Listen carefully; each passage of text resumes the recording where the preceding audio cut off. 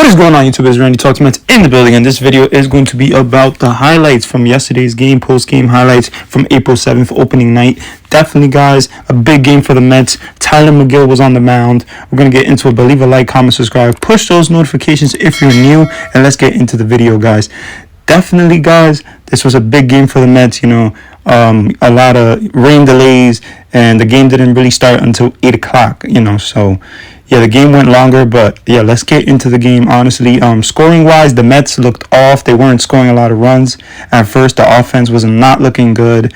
Francisco Lindor was striking out. He struck out like 3 times, and, he looked off at the plate, to be honest. So the Mets looked a little off at the plate, but honestly, they made adjustments.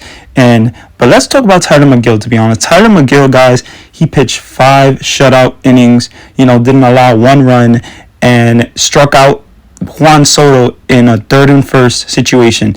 Now, the fact that Tyler McGill, wasn't even set to be the opening day starter, and this guy basically was a rookie last year that came from AA, and he struck out Juan Soto in a big game yesterday. That shows so much about Tyler McGill. He kept his composure. He basically just said it was another game, It's just another game. And Tyler McGill performed, man. This guy was pitching at 97 miles per hour fastball, 99. Honestly, he definitely rammed it up a little when he was facing Juan Soto. And yeah, he struck out Juan Soto in a big situation, 3rd and 1st situation. And yeah, he got out of the innings. So Tyler McGill went 5 shutout innings, didn't allow 1 run. Tyler McGill, James McCann were on the same page. They looked really good. So, yeah, Tyler McGill definitely has a future with his team. I think he's going to be a really good starter for this team, honestly. I think he's going to surprise a lot of people. So, yeah, guys, Tyler McGill is freaking awesome. But, yeah, let's get into the scoring, guys. So, the Mets didn't score until the top of the 5th inning, and that was on bases loaded.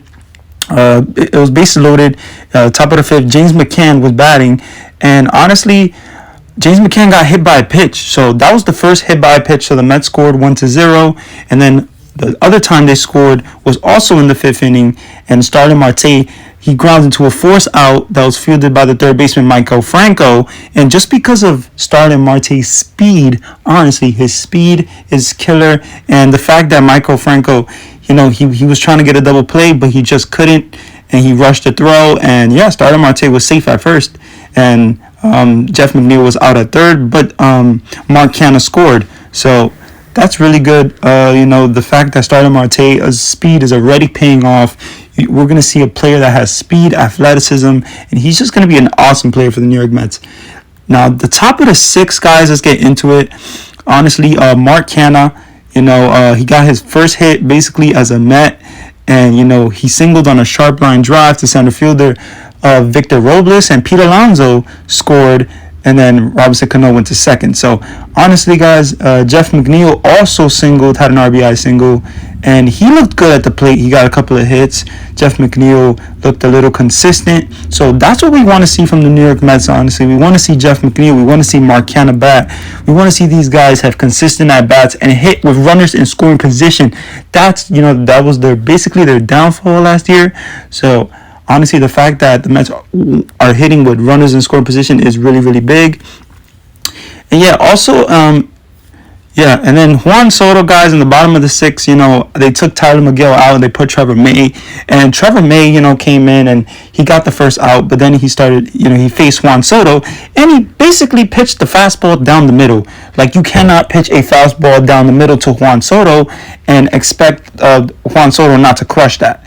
So, I don't know what Trevor May was doing or what he was feeling out, but the fact that he pitched the fastball down the middle, I don't know if he thinks he can, get his fastball over everybody, but honestly, it did not look good. And Trevor May, once Juan Soto hit it, we knew it was out. So, that's, their first and only run of the Washington Nationals. And Juan Soto is going to be an amazing player in this Major League season. He's going to have a great season. I know Juan Soto is one of the best players in the Major Leagues. This guy is going to get a big contract when he becomes a free agent. But yeah, guys, and also let's get into some other scoring. So basically, it's a 4-1 game, and Francisco Lindor also in the 7th inning singled an RBI single, opposite field single, and J.D. Davis scored from second base. So honestly, guys, the Mets, have a 5-1 lead in the seventh inning, and after they Trevor May got done with the inning, he finished the inning, and then they brought in what's his name? They brought him Adam Ottavino, and Adam Ottavino looked very, very, very impressive, guys. This guy's slider is so nasty. He has so much movement on that amazing slider.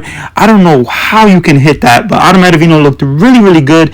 Had a nice shutout inning, in the seventh, and then Seth Lugo also came in and had a really, really good inning in the eighth, and then Edwin Diaz came in and had a really awesome inning in the ninth. And honestly, Edwin Diaz walked the guy, but he got the outs that he wanted, that he needed. But let me get into some stuff about the hit by pitches, guys, because James McCann was hit by a pitch, and then Pete Alonso was hit by a pitch, and James McCann was also hit twice. So James McCann was hit twice in this game. So the first, time that he was hit was bases loaded, and obviously the Mets got the first run. And then the second time nobody was on, and he just got plunked in the freaking shoulder. And then Pete Alonso got hit. So we're wondering, what the hell is going on?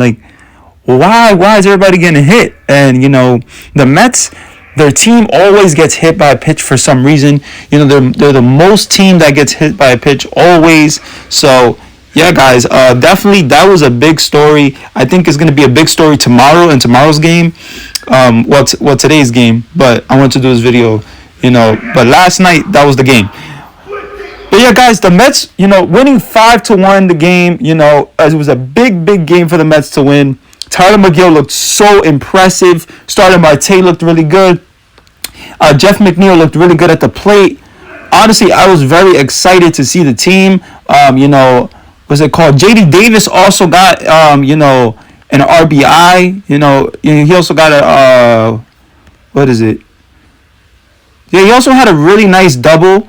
And, J.D. Davis looked good also. So, with J.D. Davis in the lineup, we knew Patrick Corbin, J.D. Davis hits really good against Corbin, but he didn't get a hit against Corbin. He got a hit against the bullpen. So, to be honest, we're going to see a lot of Dominic Smith. We're going to see a lot of J.D. Davis, and, we'll see more guys, into the lineup. Definitely Buck Showalter said he'll get more guys into the lineup. But honestly, guys, Pete Alonso also had 2 hits, so that was really good. The fact that he got hit by a pitch wasn't really good, but Eduardo Escobar had a really nice double that could have scored Alonso if he didn't trip in the third by the third base bag. And Pete Alonso just looks weird running, man. He looks off balance. I don't know. Pete Alonso has to do something about his running, but he does not look good there. But yeah, guys, Mark Canha got 2 hits. Jeff McNeil got 2 hits. So I really like this lineup, guys. This dynamic offense. This offense that doesn't need to be. And also, Robinson Cano got 2 hits. Let's not forget him. So, guys, everybody basically got a hit except for James McCann. So, I mean, the fact that everybody got a hit except for James McCann was really, really good. I'm happy to see that the Mets were hitting. And, it took a little time, but definitely in the 5th inning they picked it up. And also, the fact that they picked it up, Robinson Cano did a bunt. He bunted against the shift, and he started a rally. So, Robinson Cano is going to be a very important player for this team. I personally do not like him at second base. I don't think that Robinson Cano needs to play second base at all, honestly. But, guys, it was a big game for the Mets. They won their first game against the Nationals. Tomorrow's game is going to be, today's game is going to be, again, Max Scherzer is going to face, the Nationals. He's going to debut. His Mets debut is going to be on Apple TV. So it's not going to be on SLY. We're not going to have Roth, Ron, Kieran, and Gary. So unfortunately, but it is what it is.